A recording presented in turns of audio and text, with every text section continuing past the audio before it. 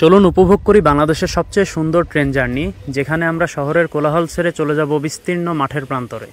আমাদের ট্রেন ভৈরব ব্রিজের ওপর দিয়ে পাড়ি দেবে মেঘনা নদী, আর প্রাকৃতিক দৃশ্য দেখতে দেখতে প্রবেশ করব চায়ের রাজ্যে। সেখানে লাওয়াছড়া বনের বুক চিরে আমরা পৌঁছে যাব গন্তব্যে। So let's go. Hello everyone, my name is rayon Sarkar. Welcome to my channel nomadic রে। আমি এখন আছি এয়ারপোর্ট রেলওয়ে স্টেশনে। আজকের গন্তব্য দ্য ডটার অফ নেচার খ্যাত সিলেট। আমার সঙ্গে আরও 3 জন যাচ্ছে। আমরা জয়ন্তিকা এক্সপ্রেসের টিকিট কাটছি। ট্রেন অলমোস্ট 11:30টার দিকে আসবে। চলুন প্রকৃতির কোল থেকে ঘুরে আসি। ঢাকা থেকে ছেড়ে আসা সিলেট অভিমুখী আন্তর্জাতিক জয়ন্তিকা এক্সপ্রেস অল্প সময়ের মধ্যে 1 নম্বর প্ল্যাটফর্মে 1 নম্বর লাইনে এসে দাঁড়াবে। ভিড় ঠেলে ট্রেনে উঠে গেলাম।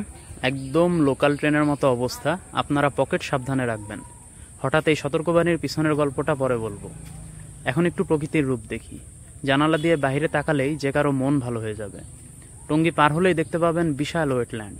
প্রকৃতির এই অপরূপ সৌন্দর্য দেখতে দেখতে আমরা পৌঁছে গেলাম ভৈরব ব্রিজ। মেঘনা নদীর ওপর গড়ে ওঠা এই সেতুই বাংলাদেশের উত্তর পশ্চিমাঞ্চলকে যুক্ত করেছে ঢাকার সাথে। ব্রিটিশ আমলের এই ব্রিজ দিয়ে যাওয়ার সময় দেখা মেলে আপার মেঘনার সৌন্দর্য। এখানে নদী খুব বেশি চওড়া না হলেও ভাটিতে গিয়ে এই নদী বিশাল আকার রূপ ধারণ করে।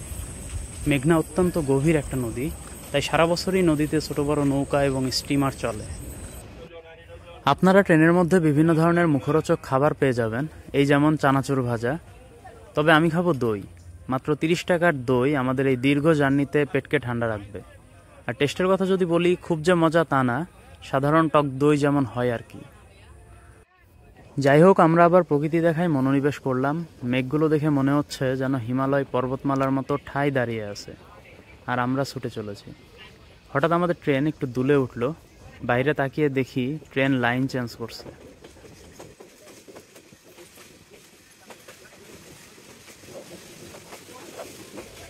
লাইন চেঞ্জ করে আমরা আবার চলে আসলাম প্রকৃতির কোলে। উফ, আল্লাহর কি অপরূপ সৃষ্টি! এই এত ভারী ভারী মেঘ কি সুন্দর তুলোর মতো ভেসে বেড়াচ্ছে। সুবহান আল্লাহ।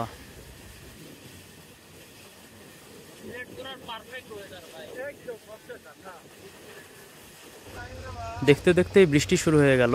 আমরা খুব করে চাচ্ছিলাম যেন এবারের সিলেট ট্রিপে বৃষ্টি হয়। যাক, যাত্রাপথেই বৃষ্টি পেয়ে গেলাম।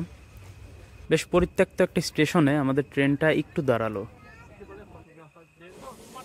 আমরা আবার যাওয়া শুরু করলাম এবং প্রথমবারের মতো আমাদের চোখে পড়ল চা বাগান। আমরা এখন সিলেট বিভাগের হবিগঞ্জ জেলায় ঢুকে পড়েছি। এখানেও বেশ কিছু চা বাগান আছে।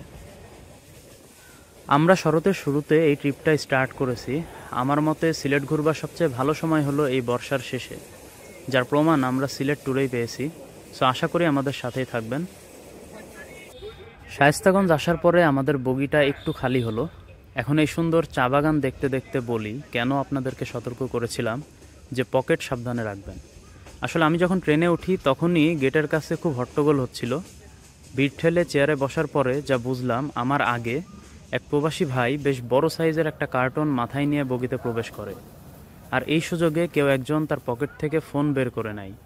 তবে সবচেয়ে দুঃখজনক বিষয় হচ্ছে, তিনি যখন কার্টন রেখে তার ফোন খুঁজতে যায়, সেই সময় তার মানিব্যাগটাও কেউ নিয়ে নেয়।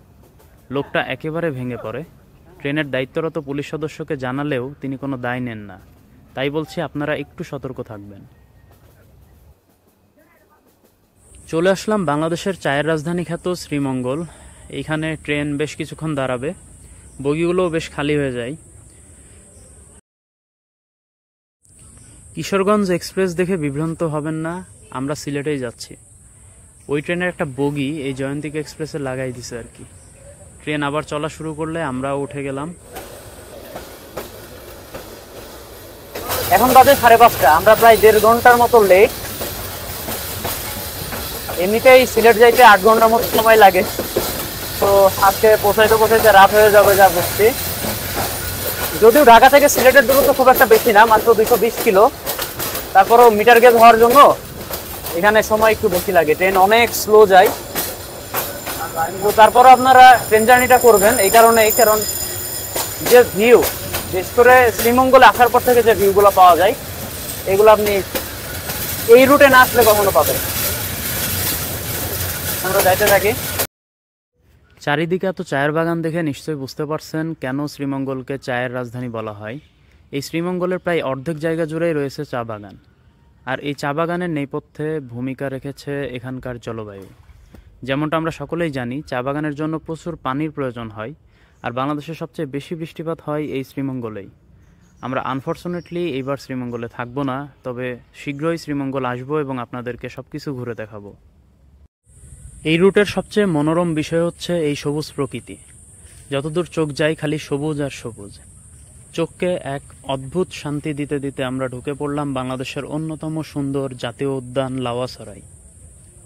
লাউয়াছড়ার এই চিরহরিৎ বনকে বিশ্ববিখ্যাত করেছে আমার প্রিয় লেখক জুল ভার্নের গল্প অবলম্বনে নির্মিত cinema around the world in 80 days. যদিও মুভির মতো ট্র্যাকের পাশে এখন আর হাতি দেখা যায় না, ঘন সবুজ বনের ফাঁকে হঠাৎ চোখে পড়তে পারে বিলুপ্তপ্রায় উল্লুক, হনুমান কিংবা বানরের দল। আমরা বনের সৌন্দর্য দেখতে দেখতে চললাম। ট্রেন বেশ জোরেই যায় এখানে। বন পেরিয়ে একটা স্টেশনে গিয়ে নামলাম। যদিও জয়ন্তিকায় আমাদের ট্রাভেল এক্সপিরিয়েন্স খুব একটা ভালো ছিল না, একদম লোকাল ট্রেনের মতো, প্রায় প্রত্যেকটা স্টেশনে থামে বলা চলে। তারপরেও বলবো আপনারা সিলেটে আসলে অবশ্যই ট্রেনে আসবেন এবং চেষ্টা করবেন দিনের বেলা আসার, যাতে করে আমাদের মতো এত সুন্দর সুন্দর ভিউ দেখতে পারেন। ওঠো ওঠো ওঠো, আবার ট্রেনে উঠে পড়লাম। এই রুটে যদি বুলেট ট্রেন চলতো তাহলে হয়তো দৃশ্যগুলো এমন লাগতো। আমরা ফুটকারে চলে আসলাম চা খেতে। এইখানে চায়ের সাথে সাথে আর যত খাবার আছে তার মূল্য তালিকা দিয়ে দিছে বাংলাদেশ রেলওয়ে। তো আপনারা এই মেনুটা দেখে অর্ডার করতে পারেন। আমরা আপাতত শুধু চাটাই খাবো।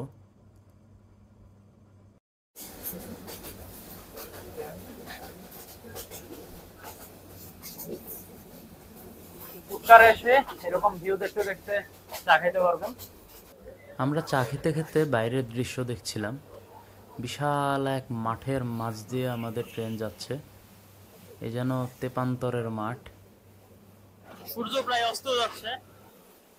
আমরা এই তেপান্তরের মাঠ ধরে এগিয়ে যাচ্ছি। আকাশে মেঘ থাকার কারণে সানসেটটা ভালো করে দেখা যায় নাই। তো আমরা কুলাউড়া জংশন পার করে আসলাম। এখন যে বিশাল ওয়েটল্যান্ডটি দেখছেন, এটি মূলত বাংলাদেশের সবচেয়ে বড় হাওর, হাকালুকি হাওর, যা সিলেট এবং মৌলভীবাজার জেলার মাঝখানে পড়ে। তো আমরা ফাইনালি কুশিয়ারা নদী পাড়ি দিলাম এবং এরপরে আমাদের স্টেশন চলে আসবে। ফাইনালি আফটার এ ডিকেড আমরা এসে পৌঁছালাম সিলেট রেলওয়ে স্টেশন। এখন আমরা হোটেলের দিকে যাব। আনফর্চুনেটলি আমার মাইকের চার্জ শেষ হয়ে গেছে। স্টেশনটি দেখে মনে হচ্ছিল প্ল্যাটফর্মে কাজ চলতেছে। এমনিতে রাত হয়ে গেছে, আমরা আর দেরি না করে স্টেশনের বাইরে চলে আসলাম। স্টেশনের বাইরেই সিএনজি বা অটোরিকশা পেয়ে যাবেন। আমরা একটা সিএনজি রিজার্ভ করছি মাজার রোডের জন্য 150 টাকা দিয়ে। এটি হচ্ছে সিলেটের জনপ্রিয় সেলফি ব্রিজ। আমরা ফাইনালি পৌঁছে গেলাম মাজার রোডে। আজকের মতো ভিডিওটা এখানেই শেষ করছি। ভিডিওটা ভালো লাগলে লাইক, কমেন্ট এবং শেয়ার করে পাশেই থাকবেন। সো দেখা হচ্ছে নেক্সট ব্লগে সিলেটের সাদা পাথরে। ভিডিওটি দেখার জন্য অসংখ্য ধন্যবাদ।